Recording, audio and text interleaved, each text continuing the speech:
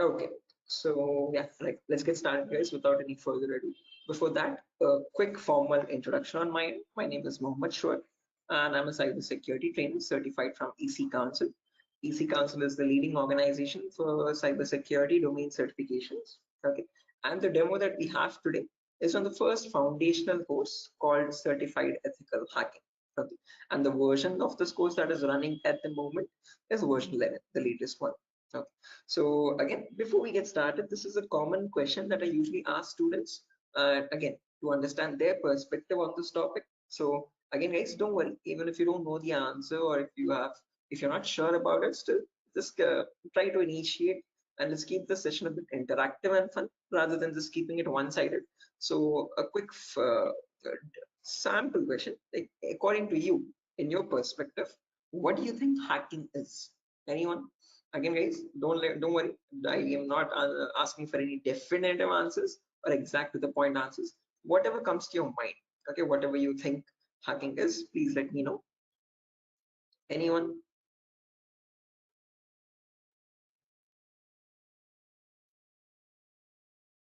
Prior to So breaking the system.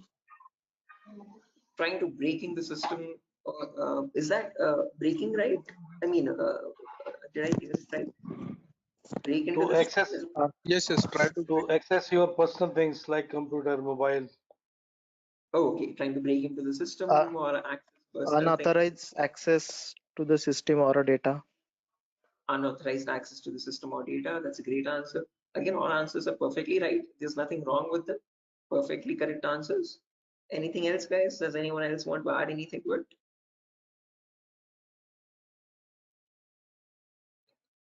Hmm. Right, perfect. No worries, guys. Thank you so much for those answers. Those are exactly right. There is nothing wrong with them. Okay, but if I had to just add upon that hacking, that definition, I would add it as hacking is the procedure of trying to gain access to information systems. Okay, these information systems could be anything.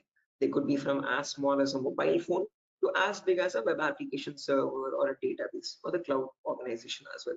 Okay, and this is done without the permission or without the consent and knowledge of the person owning those systems. Okay, so if those systems belong to a third party person, that person does not know that someone is trying to gain access to their information or the data. Okay, and this is usually performed by hackers for their own benefit. So once they get access to the systems, they can steal the data, destroy the data, or sell the data as well to other third party vendors. Okay.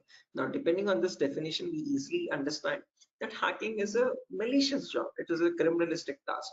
If it is such a bad thing to do, why do we have a course called ethical hacking? Is the second question. Because ethical is something which is legal, which is allowed. And how can it stand beside the word hacking?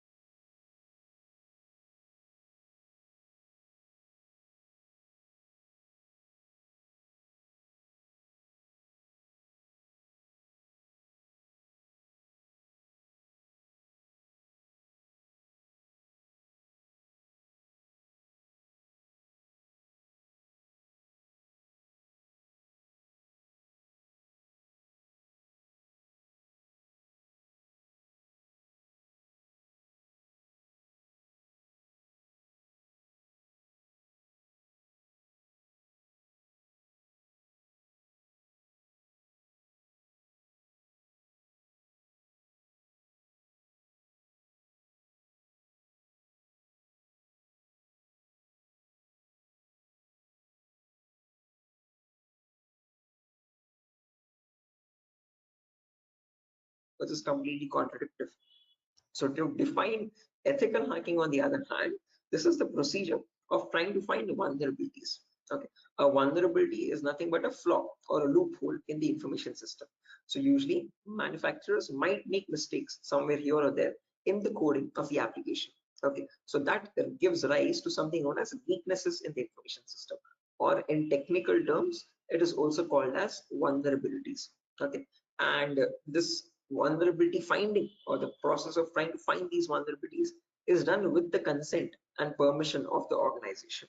Okay, so this is done in order to report it back to the target, okay, or to the authority, so that they can apply the appropriate patch for it. And once a patch is applied, that vulnerability is closed. It closes the doorway for the hacker to cause any harm. So thereby, with ethical hacking, we're trying to increase the security of the organization rather than cause any harm. Okay, so that is the main difference, guys, between hacking and ethical hacking. Where in hacking, we are trying to again, the hacker tries to take advantage of those vulnerabilities and tries to get information access. But in ethical hacking, you're trying to find those vulnerabilities, you're trying to report them back to get them patched so that you can increase the security. Okay, so I hope these two definitions are clear, guys. Again, if you have any questions, or if you have any queries, or if you want me to repeat something, please do not hesitate to let me know. Okay, feel free to interrupt me at any certain point. Okay, so now, depending on these two definitions, guys, of hacking and ethical hacking, we can categorize the types of hackers. So basically, there's three types. There's someone known as a black hat hacker, a gray hat hacker, and a white hat hacker. A black hat hacker can also be termed as a cyber criminal who performs hacking for his own benefit, okay, or sometimes even just for fun, without asking for consent. On the other end of the scale, we have the white hat hacker. Okay, white hat hackers are also known as ethical hackers or penetration testers.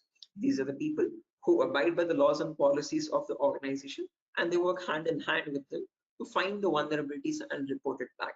They do that so that they can secure the infrastructure rather than causing any harm.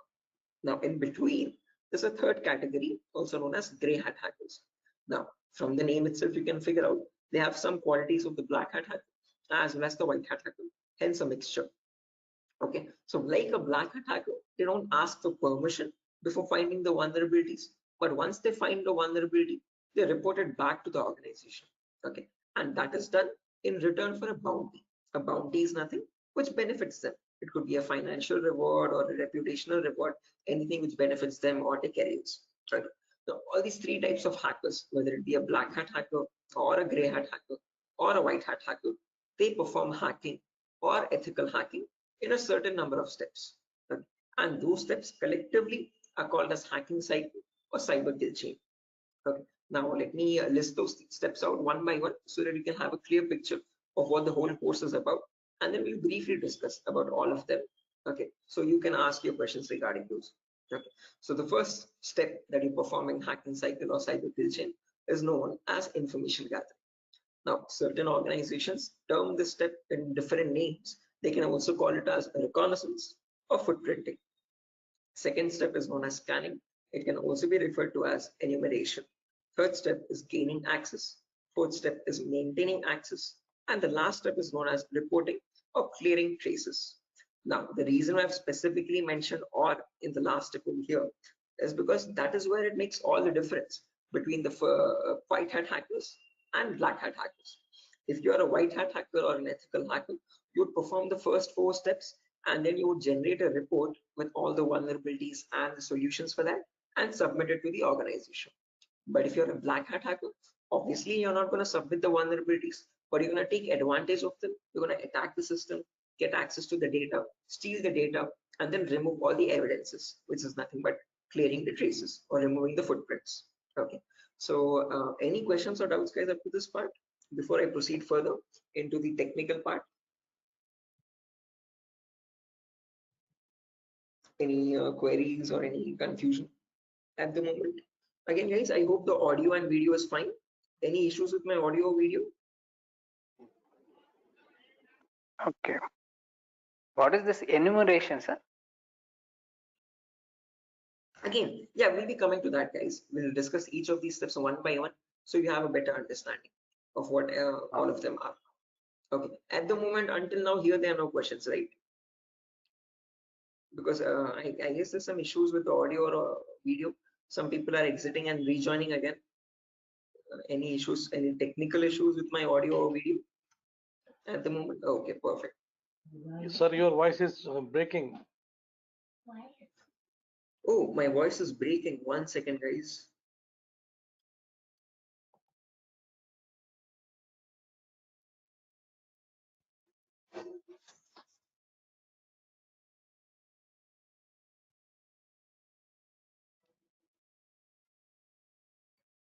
Okay, hello, 1 2 3. Hello, 1 2 3.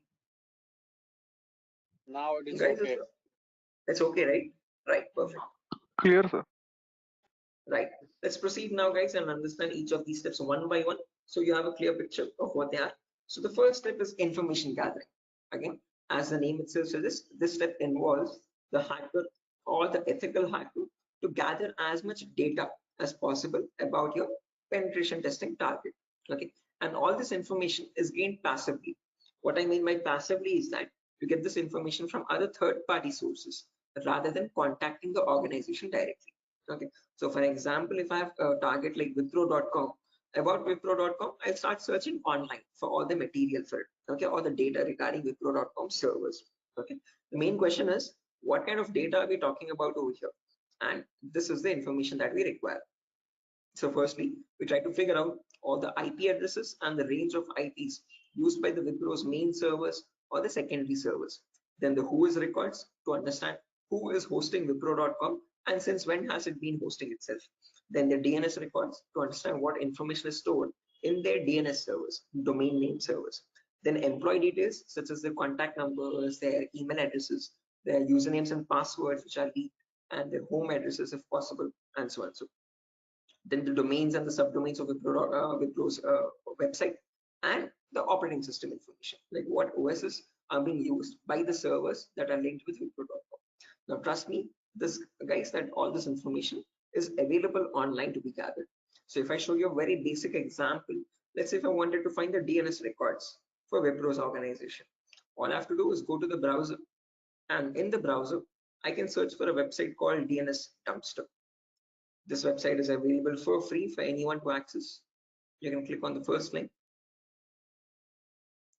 and over here you can just search for Wipro.com, and you can click on search, and now this is going to fetch and give you all the information about the Wipro's DNS servers. So first things first, it tells you where the Wipro servers are being located on the geolocation map. So it tells us that there are 4 DNS servers for Wipro. As you can see, these are their host names, exact host names, and these are the exact public IPs. These IP addresses are very important for a hacker or an ethical hacker to proceed with the further steps of scanning and enumeration. Okay. After that, we can see that there's the host record telling us what are the Wipro servers IP addresses and subdomains IP addresses. So this is the main Wipro.com server, which is being hosted on the IP 66.7.148.227. Again, this information is very relevant for a hacker or an ethical hacker to proceed further. Further down, you can also see it also gives us the complete network topology. So this is how Wipro servers are connected to one another, and we have the whole network topology with the host names and their IP addresses. Okay, so this is basically whole Wipro's organization main server data. So again, this data is readily available, guys, for anyone to be accessed. That is not the vulnerability. Wipro themselves manually give out this data so that everyone around the world can access their servers. If this information is not given out, not many people will be able to access Wipro services and the website. Okay, the giving out of information is not wrong over here, but not checking if the information that you're giving is secure or not is the vulnerability. Okay, so we have to see that whatever Wipro is disclosing, all these servers one by one are completely secure. Okay, after information gathering is done, then we go to the next phase, which is known as scanning or enumeration. Now, one of you asked me what scanning or enumeration is. This is nothing but trying to get some extra information about the target by making active connections. What I mean by active connections is that you will directly connect to Wipro servers, and from them you will try to fetch the information. Okay. Similarly, when we talk about enumeration, that is about gathering as much information as possible about all the services that are running on the target organization. So in a Wipro's organization, you might have DNS servers, DHCP servers, SNMP service, Telnet service, SSH service, These are the multiple servers, multiple web servers or multiple other organizational servers. So about each of that server, you need to get information like what version of services are they running and what applications are they running. So enumeration is trying to gather information about all the servers one by making active connections with them. Okay, so you're directly going to ping those servers and you try to fetch the information from them directly rather than contacting any third-party organization. Now, when we talk about scanning or enumeration, there are three types of them. There's something known as network scanning, then port scanning, and then finally vulnerability scanning. In network scanning, we can try to figure out on the target network what all devices are active. Okay, so what operating systems are they using, what servers are available, what client operating systems are there. So trying to understand what all devices are they using, IDS, IPS, routers, switches, what all devices are there. On those devices, then you perform port scanning. Port scanning is where you try to figure out what ports are open and on those ports, what services are there running. Okay, what applications are there running. Then finally, you perform vulnerability scanning to figure out on those services, are there any vulnerabilities? Are there any weaknesses that you can attack on? So during this phase, we'll be using two important tools called Nmap and Nessus. So if I just search for enable Nessus over here, this is the tool that is used in organizations as well. So if I click on the first link, as you can see, this is Nessus Professional. If I click on buy, it's around $4,000 for 1 year subscription. Okay, quite an expensive tool, and this is the same tool that is used in real-time scenarios. So we'll be working on the same tool in our classes as well. We'll try to understand how to use this tool and how to run or perform vulnerability scanning. The reason why I'm showing you all this is just to make you understand that we will be using real-time scenario tools. Okay, whatever is used in organizations at the moment, we are up to date with those tools. Okay, after if I show you example,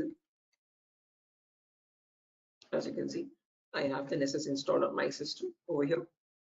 I'll show you how you can install on your system as well. And you can see, you can perform various types of scans. And once you scan a system, it shows all the vulnerabilities one by one. The critical vulnerabilities or medium vulnerabilities, information-based vulnerabilities. Again, don't get too confused, guys. We'll again learn how to understand this report. What are these vulnerabilities? What are these different levels of vulnerabilities? We'll understand all that. Okay, but basically Nessus is a tool which can perform network scanning or port scanning and try to understand what vulnerabilities are there on each and every system. So this is an automated tool. We'll learn how to perform automated testing and get a report from it. Once you get a report, you need to perform manual testing also. Okay, and that is nothing but our next phase, which is gaining access. Okay, so this is a huge concept. It covers a vast variety of topics, guys. We'll discuss them one by one. Okay, so the first topic that we'll be learning in gaining access is system hacking. So in system hacking, we'll understand how we can crack or bypass a Windows operating system password. So if you have Windows 7 or Windows 8 or Windows 10 or Windows 11, does not matter. Okay, whatever operating system you have, how do we crack that operating system? How do we get the information about their passwords? If you are unable to get the passwords, how can we bypass authentication and get access to the internal files is what we learn in system hacking. After that comes malware attacks. Malwares are nothing but, in short, malicious softwares. So we'll practically learn how to create each of these malwares, whether it be viruses or worms or trojans, spyware, whatever it be. We'll understand how malwares are generated and how we can protect our system from malwares. Or if there is a malware already installed, how can we detect that malware and prevent it from running further or causing any further harm. Okay, then there's a bonus topic called malware advanced. This is again not included in the CH curriculum. We have just added it as a bonus topic for students to have better understanding about malwares. In this, we'll be sharing the resources to understand how you can create your own malwares by using Python program. So just in case if you know Python, well and good. If not, also not an issue. We'll be sharing the resources as extra material to understand. So if you are interested in malware development or so, this is a very important bonus topic for you.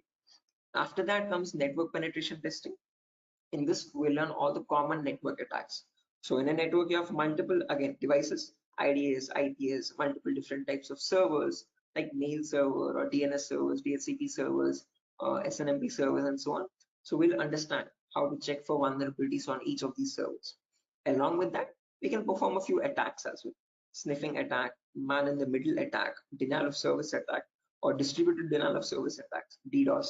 Okay, and hacking Wi-Fi routers, trying to crack the password of Wi-Fi routers and getting access to those routers. All this comes under network penetration testing. Okay, all the common attacks that we can perform in a local network. After that comes social engineering, where we learn how hackers create fake websites. Okay, whether it be facebook.com, instagram.com, twitter.com, or flipkart.com. How are hackers creating fake login pages? And from those fake login pages, how are they getting the passwords, credentials? So we learn what phishing attacks are, what are the other social engineering attacks through which hackers manipulate victims into getting their passwords. Okay, so we learn all that, and we'll also understand how to prevent these attacks, how to distinguish between a fake page and an original page, and so after that we have web application pen testing. In this we learn all the common vulnerabilities that exist on websites. So again, websites also have some weaknesses, okay, on which attackers can exploit and try to get access to the internal web server data or the internal database data, and so on. So to list out a few, there's vulnerabilities such as SQL injection, cross-site scripting, broken authentication, file upload vulnerability. Now, might sound very technical, guys, but these are the weaknesses using which hackers can get access to your information, to your passwords and usernames. Okay. After that, finally comes hacking mobile phones, where we learn how we can hack an Android phone and get access to that Android phone remotely. After gaining access is done, then we have maintaining access and clearing again maintaining access, reporting and clearing traces, where we learn how we can maintain persistent connections. So if the target is restarting his system or shutting it down and starting after a very long time, how do we get access to that data? How do we still stay connected to the victim machine? Is what we learn in maintaining access. After that comes reporting or clearing traces, where I'll show you how you can generate a report and submit to your client or submit to your organization, or how do you remove the evidences. So this course is designed in such a way where we learn both the perspectives of a black hat hacker as well as a white hat hacker. Okay. And it's designed in a completely practical way, no theoretical nonsense. Every day we'll have a class for 1 hour, where the first 20 minutes we'll discuss the theoretical part, understanding what that attack is or how to prevent that attack. And then the remaining 40 minutes we'll discuss the practical part of it, okay, with real-time scenario tools. To list out a few tools, we'll be using this tool such as Nessus, we'll be using Nmap, we'll be using Burp Suite, we'll be using the whole main Kali operating system, okay, which I have over here, as you can see. Okay. Before that, let me show the course content as well, guys, very quickly. So yeah, this is over here, the course content for the whole course. Okay, and the course is for a duration of 35 days, where we learn from the very basics itself. So most of the students ask this as a question, like, sir, are there any prerequisites? Do we need to learn something else separately? No, this course is designed in such a way where even a 10th standard student can come and learn the course for, without any trouble. Okay, because all the prerequisites are included in the course itself. So before we dive into the advanced concepts, there's a few prerequisites which we will cover. The first few introductory classes. First things first, we learn about networking basics. We learn what IP addresses are, what are IPv4 addresses, what are IPv6 addresses, what is a DNS server, what is DHCP server, all the important protocols, what is TCP protocol, what is UDP protocol. We'll discuss all that in networking basics. Then we'll jump into virtualization. Okay, virtualization, because as you can see over here, I'm running my Windows 11 operating system. On top of this, I'm running my Kali OS. Kali is a Linux-based operating system. Okay, and we need to install this. The reason being, this comes pre-installed with all the penetration testing tools. So for information gathering, web application attacks, password attack, Wi-Fi attack, all these tools are available in Kali Linux. These are not available for you in Windows.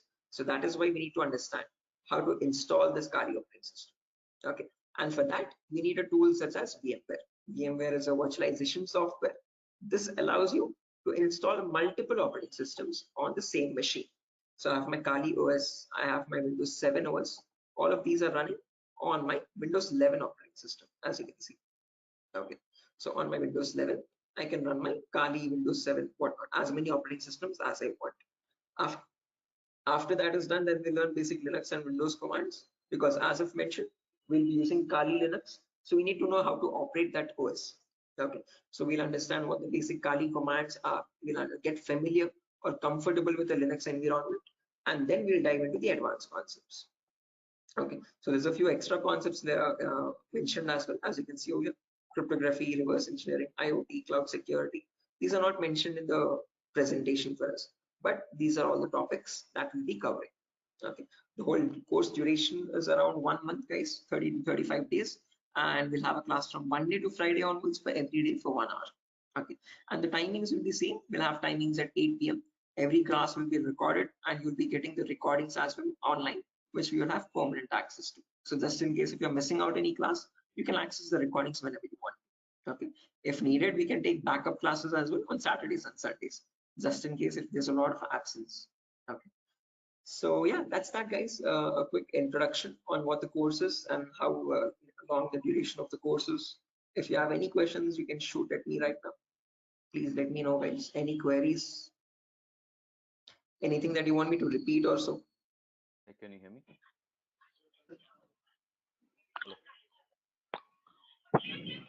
Hello. Yeah, hi. Sir, why we use that websites that you show before this PPT? Sorry, Yogesh, I didn't get your question. Can you please repeat? Sir, we as you said that we use some websites for ethical hacking. So that website that you opened before this PPT, I'm asking about that Yeah, website. the DNS dumpster website, as you can see over here. This is for information gathering, trying to gather information about any certain client. So before we perform hacking, it's very necessary that we know all the data about that organization or the data about that target. So in order to get that data, we have to visit these third-party websites. Okay. Sometimes your organization might not give you that data sufficient for us. Okay. That is why we need to gather that information from other third-party sources, websites like DNS dumpster and so on. Okay. The more the data you have, the more possibilities you have to attack the system. Okay, the more attack vectors you can find or possible paths you can find to attack the system. Okay.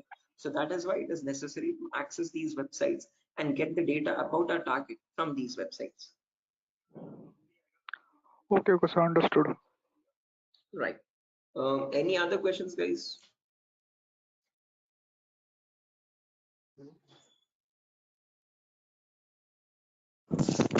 Sir, which type of penetration testing we are going to learn here? Again, CEH is a very comprehensive course, guys. We're not going to be going into any advanced level penetration testing, but we will learn all the kinds of, whether it be web application pen testing or network penetration testing or system hacking or Android pen testing. We'll be covering the basics of all of them. This is a course designed for people who are completely new to cybersecurity, and we can't leave out any endpoint. So we need to understand how to perform network security testing. We need to perform web security testing, Android security testing as well, and Windows or Linux security testing as well. So we'll be learning all of them one by one. Okay, we'll be covering each and every endpoint that is left, as you can see over here in the course content. Okay, but as I've mentioned, we won't be going in depth of all of them. We'll learn how to check for security vulnerabilities, basic vulnerabilities, and how to remediate them, how to remove those vulnerabilities. Okay, if you want to learn about any advanced after CEX is done, then you can go with advanced courses such as web application pen testing for bug bounty. This course is specifically designed only for website security testing. So in this, we'll be going with OWASP top 10. Okay, this is an organization which gives you the list of necessary vulnerabilities that you have to test for, and this course only focuses on web applications, nothing else. Okay, so after CEX is done, then you can choose a specific domain, and depending on your interest, you can choose your specialization. Okay, whether it be website security or Android security or network security or cloud security and so on. So Okay, sir. Thank you. right. Any other questions, guys? No, sir. Right. Okay. After So course completion, certification provided. yes, if anyone is interested in writing the CEH certification as well, we provide support for that also. There's complete pass guarantee. So I usually handle the certifications myself. So if you're planning on writing a So this is certification, job guarantee. this is what? Sorry. Job guarantees. Sorry, I didn't get you guys. Can you please repeat that? Hello. After this course, his job is He's asking Oh a yeah, placement again, assistance. job assistance. Again, guys, at Durga Soft, you're not going to be providing any confirm guarantee that we'll be placing you in an organization, but we'll be sharing your resume once you forward it to our consultancies. Okay. So in the price of 8,000 rupees, we are only including the course content with the course completion certificate. And if you're planning on writing a certification, we will give you certification support as well. Okay. So at that price of 8,000 rupees, we are not in contact with the complete job placement facility, but we do have few consultancies where we can give you your resumes too. Okay, once you're done with the resume preparation, I'll be helping you out in understanding how to create a resume as well, depending on a cybersecurity profile. I'll be also sharing the common interview questions, and I have a few references as well to whom I can forward your resumes. Okay, and again, we will be giving you the interview calls, and you can start attending interviews over there. Okay, again, it depends on your skill set and your practice on how well you do the interview. So we don't guarantee anything, but we will definitely show you where you can start applying. If it's necessary, I can just give you one source now itself. You can, after your course is done, this is the common website that I usually suggest for students, jobs.null.community. This is a website only specifically for cybersecurity job roles. Okay, nothing else. As you can see, null jobs. This is the website. Okay, and these are all the different domains, and you can start searching over here. So if you're a complete fresher, just click on freshers or internships, and these are so at the moment these are the available placements. Okay, so for internships, okay, if you're not into internships, you want a specific job role, you can start applying for VAPT, vulnerability assessment and pen testing. These are the ones at the moment for cybersecurity. After the course is done, you can start applying over here also. So this is one website that I suggest to most of the students once the course is done, so start applying for jobs. Okay, so again, how well you do, it depends on your skill set and your practicing guides. Okay, and this website is specifically only for cybersecurity jobs, nothing else. Okay, any other questions, guys? No, sir. Thank you. Right, again, if you practice properly and if you're done with the course, guys, and if you're thorough with all the concepts, getting a job in these portals is not that tough. Okay, there's a lot of students from our previous batches as well who have searched for jobs in this nuns.job.co.in, and they found their internships and their jobs. Okay, so again, as I've mentioned, once you sit for the interview, it's all on you. Okay, so it depends on your preparation of how well or bad you do. So we can't guarantee anything, okay, because that's on your skill set, but we can at least show you where you can start applying for jobs. Okay, so yeah, that's that, guys. Nothing further for our session today. And yeah, if you have any queries, again, over here is my number, just in case if you have any queries, technical queries, you can let me know. This is the number over here, 768-006-9768. Hello. Hello. Yeah, I can hear you. Prabin, I can hear you. Yeah. So I just wanted to know. Actually, I'm a working professional. I'm Right. I'm working on the front end side, but wanted to move into this domain. So, what suggestions could you, give me on that side? Again, saying I would recommend if you're completely new to this domain, go with Certified Ethical Hacking, CH version 11. This is a foundational Okay. course for people completely new so you'll be learning everything from scratch. After that is done, if you possible, if time and financial permits you, you can write the certification as well from EC Council. So there'll be a CH examination for 125 questions. Okay, and if you give 75% of them right, you get certified from EC Council. You get a certificate from the US organization. Okay, so that adds edge to your resume. If not, if you are not, again, certification is quite costly. It's around $500. So if you're not planning on writing the certification, I would recommend doing some extra advanced courses as well after CH is done, and then add that at least to the resume to build some edge again. Okay. Okay. And is there any coding involved here, or is it into completely into, the No, security part? not at all. In CEH, you don't have any requirement for coding level language. But if you're planning on going for some advanced courses like web application pen testing or profile security testing, there you might need to have some basic knowledge. Okay. So when we talk about web application, it is necessary that you have basic knowledge on HTML and JavaScript. Okay. But when we talk about CEH, the foundational course, For this, we have no requirement for any coding level language knowledge. Okay, and what kind of roles are we can apply after the completion of this course? Like someone is if having 5 years of experience and he has transited into this particular cyber security, what kind of roles would be available? Again, as you can see over here, these are the roles that you can start applying for. VAPT assurance lead, or VAPT senior security analyst, cyber security consultant. These are all the job roles. Penetration tester, security analyst, or monitoring job roles, and so on. Vulnerability Okay. assessment tester. These are the job roles you can start applying for. Okay, cool. Thanks. Right. Any other questions, guys?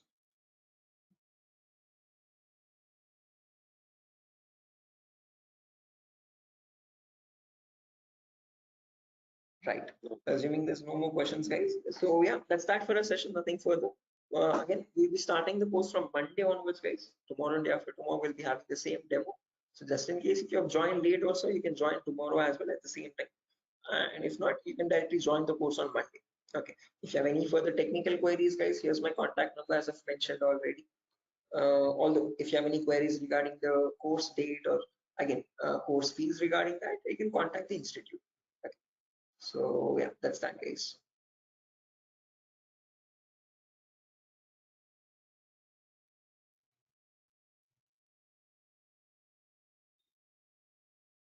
Sure. So I'm gonna be exiting, guys. I hope you have enjoyed the demo. And yeah, if there's any queries, please do let us know how we can help you. Okay. Have a good day, and I'll see you soon. Bye bye.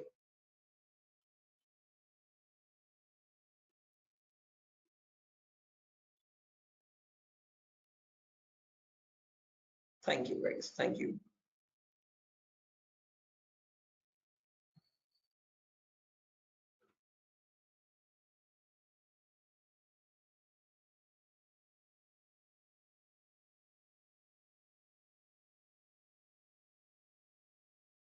Okay.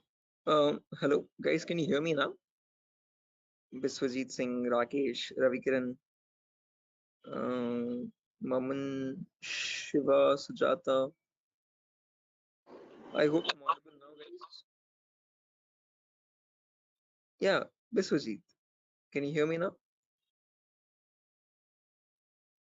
Yes, we can. Right, perfect.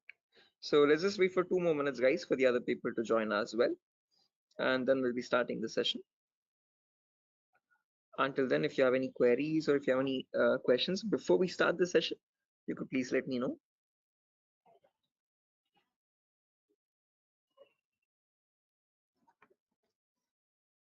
So, Yes, I excuse can me, hear sir. Yeah. So is this the same demo was on Sunday? Yes, the same demo itself, guys. Oh, okay. I have attended on Sunday, so I thought it would be some different or what. No, it's the same demo, guys. A shorter version of that same demo. Again, we'll be starting the live classes, or for the course is going to start from Monday onwards. So just in case we're planning on joining the course, you can join from Monday. The first class will be on networking concepts. Okay, thank you, sir. Tomorrow as well, we'll have one last demo. So Thursday and Friday, today and tomorrow will be the last demo sessions, just in case if students have missed out the previous demos, they can join. That's one last chance for them. And then from Monday, we'll be starting the course itself. Yeah, okay. So just in case, guys, if there's anyone who has already attended this demo session, again, just a heads up, this is going to be the same demo. It's not going to be any different from the previous ones. Okay, this is just backup sessions or backup demos for people who could not join earlier. Okay. Thank you, sir. Sure.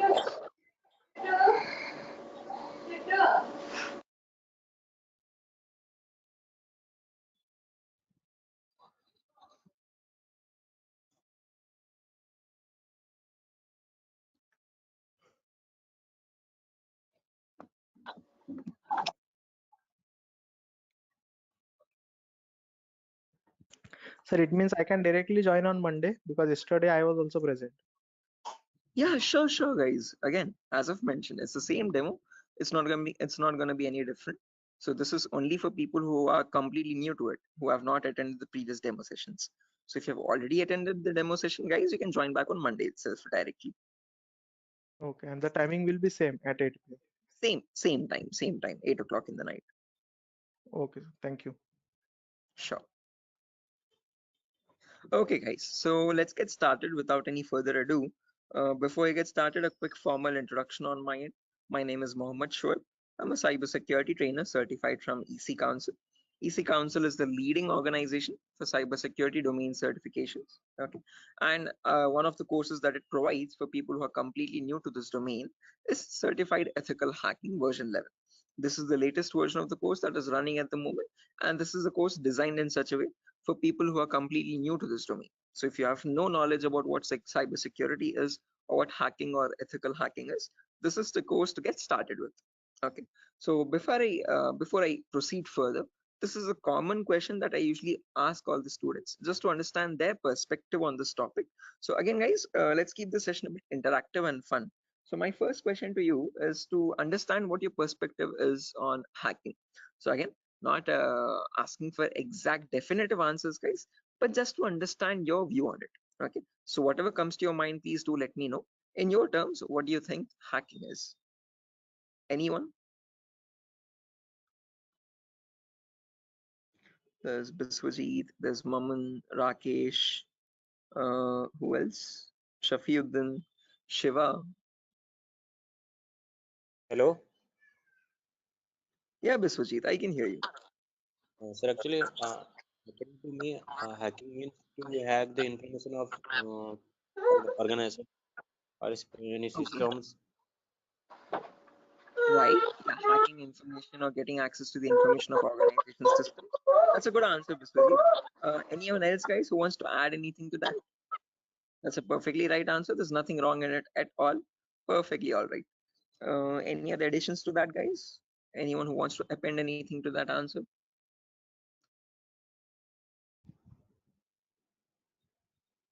Okay, no worries. Shiva, you were about to say something? Your mic was unmuted for a while. Did you have an answer? Okay, no worries, guys. So let me just add on with Biswajit's answer. So if I had to define hacking on, depending on using on his words itself, hacking is nothing but the procedure of trying to gain access to information systems. Okay, now these information systems could be anything. They could be as small as a mobile phone to as big as a database or a web application server or cloud organization itself. Okay, and this gaining access to these devices is done without the permission and the consent of the person owning those systems. Okay, so the organization who owns those systems has no clue that someone is trying to gain access to their data. Okay, and this is usually performed by hackers for their own benefit.